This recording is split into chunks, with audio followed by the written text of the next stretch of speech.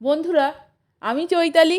হাসি খুশি চৈতালি চ্যানেলের পক্ষ থেকে সকল বন্ধুকে জানাই আমার আন্তরিক শুভেচ্ছা। বন্ধুরা, আজ আমি বেশ কিছু মজাদার এবং চরম হাসির জোকস উপস্থাপন করতে চলেছি। আপনারা এই জোকসগুলি শুনুন, আশা করি আপনাদের খুবই ভালো লাগবে। খুবই মজার এবং হাসির জোকস। তাহলে শুনুন। স্বামী কেন প্রয়োজন?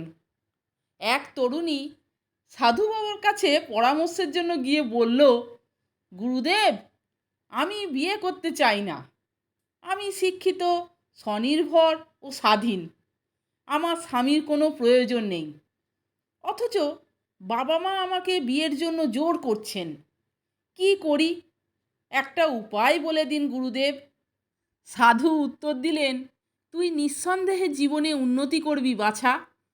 তবে মনে রাখবি, সব কিছু তোর ইচ্ছে মতন চলবে না। তোর নিজের ভুল ভ্রান্তি হবে, হিসেব নিকেশে গণ্ডগোল হবে, ভুল সিদ্ধান্তের জন্য প্ল্যান ভেস্তে যাবে, মাথা গরম হবে। ঠিক তখন তুই কাকে দোষারোপ করবি? নিজেকে? কখনো না। ওরে পাগলি, এই জন্যেই তো স্বামীর প্রয়োজন। বন্ধুরা, আরেকটি মজাদার জোকস বলছি, শুনুন। স্বামী স্ত্রী এক রেস্টুরেন্টে বসে কফি খাচ্ছে। এমন সময় এক সুন্দরী মহিলা ওদের পাশ দিয়ে গিয়ে একদম পিছনের টেবিলে গিয়ে বসলো। স্ত্রী, বাহ, বেশ বড় সড়ো তো। এ কথা শুনে তখন স্বামী বলছে, একদম ঠিক বলেছ। আমার তো মনে হয় ন্যাচারাল, আর্টিফিশিয়াল নয়। স্ত্রী, কানের দুল আবার কবে থেকে ন্যাচারাল হলো? আলোকিত রেস্টুরেন্টে হঠাৎ কেমন যেন আধার নেমে এলো। বন্ধুরা, ছাত্র এবং শিক্ষককে নিয়ে একটি মজাদার জোকস বলছি, শুনুন। পচার ক্লাসে নতুন স্যার এসেছেন। পচা, স্যার, টয়লেটে যাব? স্যার, এখন থেকে যা কিছু বলবে নতুন স্টাইলে বলবে। ওই সব টয়লেট হিসু টিসু বলবে না, বলবে চাপ আছে। এ কথা শুনে তখন পচা বলছে, ঠিক আছে স্যার। পরের দিন পচার পায়খানা পেয়েছে। তো স্যারকে বলল, স্যার, বাইরে যাব? স্যার বলল, কেন রে, চাপ আছে? এ কথা শুনে তখন পচা বলছে, না স্যার, চাপের বাপ আছে। বন্ধুরা, ছাত্র শিক্ষককে নিয়ে আরেকটি মজাদার জোকস বলছি, শুনুন। শিক্ষক, আচ্ছা বলো তো, পৃথিবীতে সবচেয়ে প্রাচীন পশুর নাম কি? এ কথা শুনে এক ছাত্র উঠে দাঁড়িয়ে বলছে, স্যার, জেব্রা। শিক্ষক, জেব্রাকে কেন তোমার প্রাচীন পশু বলে মনে হলো? ছাত্র, স্যার, প্রাচীনকালে সব কিছুই সাদা কালো ছিল।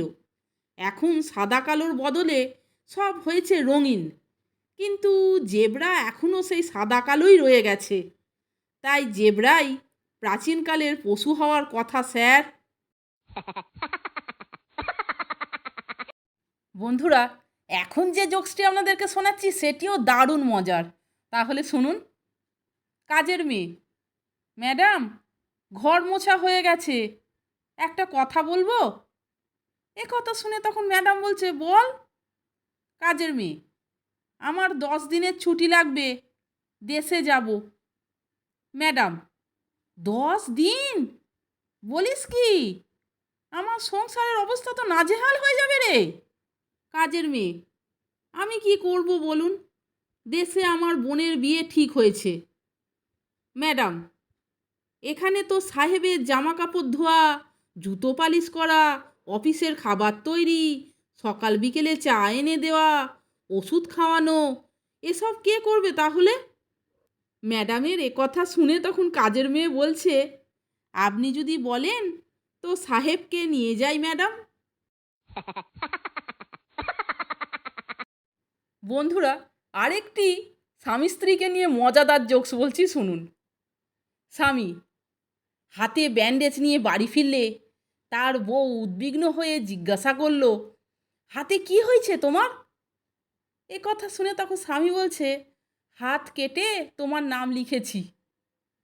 বউ খুশি হয়ে একটু মনে মনে খুশি হয়ে বলছে, ভালো তো। তা ব্যান্ডেজ দিয়ে হাতটা ঢেকে রেখেছো কেন?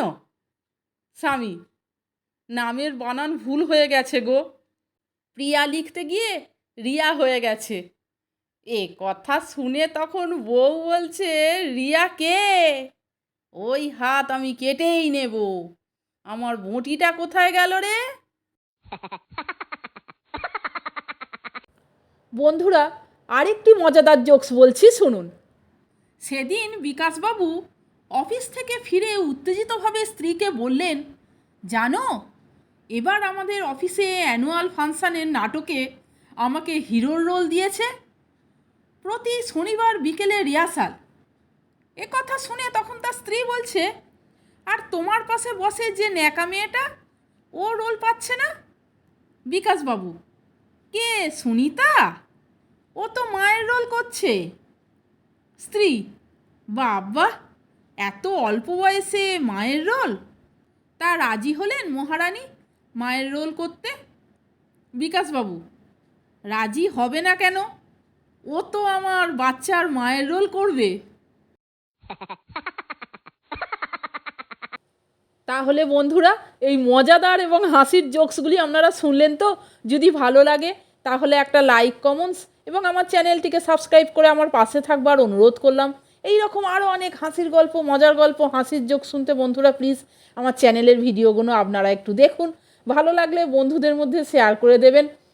আর বন্ধুরা, চ্যানেলটিকে সাবস্ক্রাইব করে পাশে থাকা বেল আইকনটা আপনারা বাজিয়ে দেবেন এবং অল নোটিফিকেশানটা অন করে দেবেন। তাহলে আমি যখনই ভিডিও ছাড়বো সমস্ত নোটিফিকেশান আপনারা পেয়ে যাবেন।